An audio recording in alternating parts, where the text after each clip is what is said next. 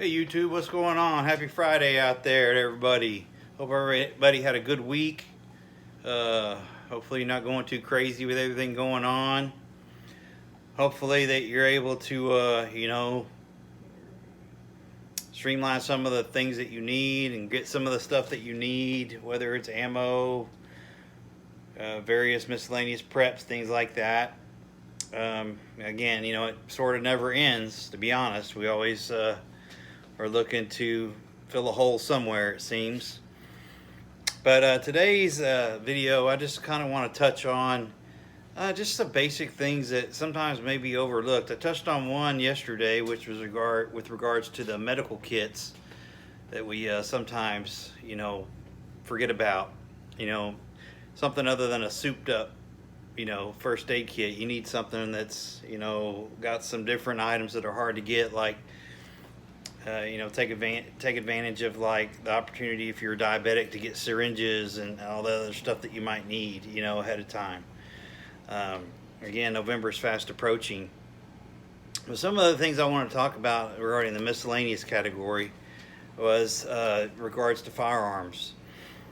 Miscellaneous parts, especially if you run the AR, AK platforms, having different springs and pins and different attachments and things like that, tools to adjust front sights, that kind of stuff. It's handy to keep like an ammo can with just all that, armory, gun stuff, parts, tools, just kind of stockpiled in one location so you know where it is. Most of that stuff, and regarding like optics and all that kind of stuff, keep the manuals, throw those in there too. I don't necessarily read every manual that I have at the time that I get something. As long as it works properly, I'll save the manual for later and just put it somewhere where it's accessible to me should I need it, fall back on it. So guns, gun parts, tools, adjustment devices, things like that. Another thing too is, especially if you're going to long-term store ammunition or firearms, especially like in a high humidity area like in North Texas here, it's good to get some of those desiccant containers, where you can pull the moisture out of the air. And I actually buy some at Dollar Tree. I had a video on it the other day where I just run a bunch of these, and I've got some in my cabinet right now that have been in there for a couple of weeks. And it's a quarter-inch deep already in moisture that is pulled out of the air. So they're pretty handy and they're cheap and they don't take up a lot of room. So you just basically swap them out every month or so, or however often they fill up with water. So it's just one of those things where it's good to have around. Another thing that I didn't really talk about yesterday with regards to the medical kit was, stuff like sunscreen, insect repellent with DEET. Those are huge. I mean, if you get trapped out in the woods or something, or you're crossing country and you have to go through high grass or something, you run into a bunch of chiggers like we have here in Texas, man, you're talking about a problem.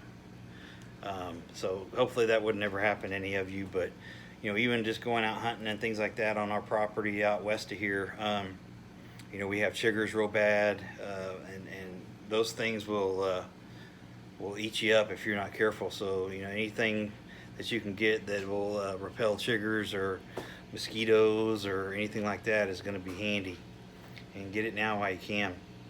And you can buy little bottles of it where it stores real easy, and it doesn't take up much room, and it's actually fairly cheap. One of the ones I ordered online was a product called Benz, and it's got DEET in it, and it's real effective. Again, mosquito repellent, things like that are good to have around all the time anyway, but just little things like that you wouldn't think of maybe off the top of your head in a prepping situation that might come in handy to have. And if nothing else, if you get a couple extra bottles of it, it can always be a nice barter item should it become necessary. So anyway, just little things like that. Think about the things that aren't so mainstream. A lot of people collect a lot of batteries and things like that. I'm not big on lugging around a bunch of batteries, plus they go bad anyway, just sitting around. And I'm more of the rechargeable, uh, rechargeable LED type stuff now. That's kind of what I might go for. I've got a solar kit where I can actually roll out and charge those little items like that fairly easy and avoid the whole battery thing altogether. So those are pretty handy if you look into some of them. Some of those solar kits, you can get a decent solar kit for a couple $100, portable, and do yourself a real favor by getting items that don't require a bunch of battery replacements, things like that. Anyway, you can just look online. A lot of stuff is sold together as a group. I even bought a little rechargeable fan for like a tent, so you could have some kind of air movement if you're without electricity or something at some point and you needed ventilation and just not be so hot like here it is in North Texas all the time, it seems like, except for a couple months out of the year. Now don't forget your ability to sanitize water, drinking water, whether it be iodine tablets, bleach, boiling, those types of things. It's always good to have those iodine tablets in your backpack, or a Life Straw or a Sawyer filter system, something like that, where you can pretty much get safe water in a moment's notice. And of course, obviously, a metal bottle or a pot to boil water in is handy too. So anyway, just kind of some food for thought. I know a lot of us are kind of going crazy with guns and ammunition now, but it's, again, I've said it before, I'll say it again, it's good to be balanced with your preps. Don't get too overloaded on one side. You never know none of us know what's going to happen. I think a lot of us have an idea of what's going to happen, but it's sort of good to be balanced in that way. That way you know that you're not overloaded one way or the other, and you can kind of react to whatever may come your way. Anyway, don't forget the medications, bandages, Band-Aids, wound wash. One other thing that I threw in my first aid kit, I have Hibiclens and some of those germicide type things for working on somebody in a kind of a surgical sense, but also some bars of antibacterial soap. You can get them at like the Dollar Tree, like Dial antibacterial bar soap. I think they sell a 2-pack for $1 at the Dollar Tree. I mean, that stuff's just easy to just throw in a first aid kit or throw in a bag or whatever, and it's antibacterial. So, pretty effective way to, keep your hands extra clean if you need it.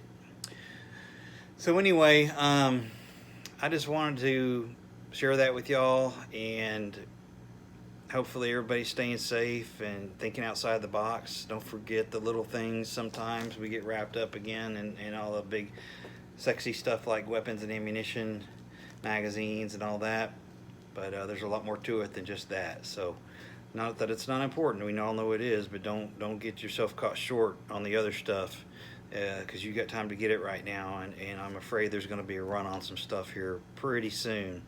The rhetoric's just getting crazier and crazier, and they're talking about meat shortages and toilet paper shortages and all that kind of stuff again. So you're better off just to be prepared and not have to fight the crowd, and have peace of mind. So anyway, everybody have a great weekend. Hopefully you can relax a little bit and accomplish some things you need to accomplish, and we'll catch you on the next one. Long live the Republic.